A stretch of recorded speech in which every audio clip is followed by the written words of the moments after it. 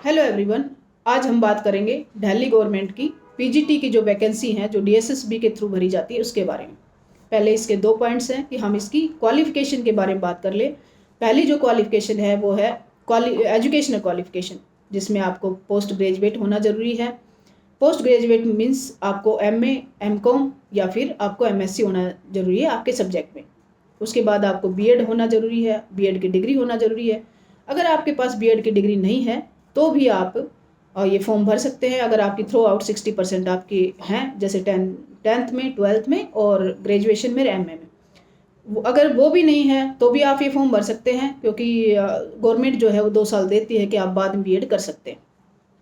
लेकिन अभी एक दिल्ली गवर्नमेंट ने एक बहुत ही अनरिजनेबल डिसीजन लिया है और उसका गजट आया और उस गजट को लोगों ने चैलेंज किया, जिसका हमने हाई कोर्ट में केस डाला। हमारे पास एक चैलेंज था कि ये जो केस है ये हाई कोर्ट में नहीं सस्टेन होगा, ये कैट में जाएगा। तो पहले तो एक्सेप्ट ही नहीं कर रहा था हाई कोर्ट, फिर हमने काफ़ी इसमें रीजनिंग दे के अच्छे केसेस लगा के उसमें इसको हाई कोर्ट में सस्टेन करवाया है। हमारी जो टीम है वो बहुत अच्छे से इस पर वर्क करी है और हम लोग इसको जीतेंगे।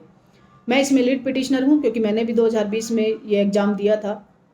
क्योंकि रोजगार इतने कम है कि आप जब किसी एग्ज़ाम की तैयारी करते हो तो आप सारे ही एग्ज़ाम देते हो, क्योंकि मैंने बीएड भी कर रखी है तो, और मेरा नेट भी क्लियर है। लेकिन हरियाणा में भी 4 साल से वैकेंसी नहीं आई है नेट की, तो वहाँ पर भी मैं फॉर्म नहीं भर सकती। यूपीएससी की तैयारी करते हुए इतनी अनसर्टेनिटी रहती है कि बच्चे और एग्ज़ाम भी फॉर्म भी भरते हैं, और जो भी आपके पास क्वालिफ़िकेशन है उसके अकॉर्डिंग। और तो इसमें मैं लॉ स्टूडेंट भी हूँ, मेरा अभी फाइनल ईयर है, तो मेरा मई में कंप्लीट हो जाएगा और उसके बाद मैं एडवोकेट बन जाऊँगी। तो मैं इसमें जो टीम है हमारी उसके साथ में काम भी कर रही हूँ। तो इसमें जो गवर्नमेंट का जो ये डिसीजन है टोटली इसमें हमने कोर्ट को समझाया कि ये सर्विस मैटर नहीं है, ये एक फंडामेंटल राइट का क्वेश्चन है, राइट टू इक्वल अपॉर्चुनिटीज़। क्योंकि गवर्नमेंट क्या करती है कि आपको डायरेक्ट रोजगार देने से मना नहीं करती, लेकिन आजकल जो भी स्टेट में गवर्नमेंट है या सेंटर में, उनका जो रोजगार देना पब्लिक को वो उनकी नीयत नहीं है। आप चाहे किसी भी गवर्नमेंट को उठा के देख लो। और अगर आपको डायरेक्ट रोजगार आपकी ख़त्म करती है तो क्या है कि मतलब एक क्रांति हो उठेगी। इसलिए पब्लिक को लगे भी ना कि उनके साथ बुरा हो रहा है या उनके रोजगार जो छीने जा रहे हैं, इसलिए रूल्स में चेंज कर दो और ज़्यादा से ज़्यादा कॉन्ट्रैक्ट बेस पर भर्ती करो, जिससे उनको कम सैलरी देनी पड़े। और जब कम सैलरी देनी पड़ेगी तो जनता गरीब होती जाएगी, और जब जनता गरीब होती जाएगी तो वो आपको माई बाप समझेगी, आपको माई बाप समझ के अपना वोट देगी और तुम्हारा जो राज है वो ऐसे ही कायम रहेगा। लेकिन अगर जनता पड़ गई तो आपको जनता के लिए काम करना पड़ेगा और ज़्यादा से ज़्यादा लोग पॉलिटिक्स में आएंगे और या जो हायर जो पोस्ट हैं उनके ऊपर आएंगे, तो आप इतना ज़्यादा टाइम तक राज नहीं कर पाओगे। तो ये पॉलिसी होती है गवर्नमेंट की। तो इसमें एक तो एज को 36 से घटाकर 30 करना टीचर्स के लिए, इस पे कोई गुड रीजनिंग नहीं है। क्या एक यंग जो बच्चा है जो टीचर बन जाता है 26 की साल में, 25 की साल में, 22 की साल में या 28-29 तक जो भी है, क्या वो एक एक्सपीरियंस टीचर से ज़्यादा ज्ञान आपको दे पाएगा? क्या अच्छे से पैदा कर पाएगा? क्या उसको जीवन का अनुभव है? टीचर का मतलब सिर्फ ये नहीं होता कि उसको सिर्फ एक रेस्पेक्टिव सब्जेक्ट की नॉलेज है, उसको ओवरऑल नॉलेज होनी चाहिए, सामाजिक नॉलेज, अपने वर्क एक्सपीरियंस जो है वो अपने साथ शेयर करता है, एक जीवन का अनुभव शेयर करता है, तब वो अच्छे बच्चे पैदा करता है। उनको सिखाता है कि उनको जीवन में कैसे चलना है, कैसे डिसीजन लेने हैं।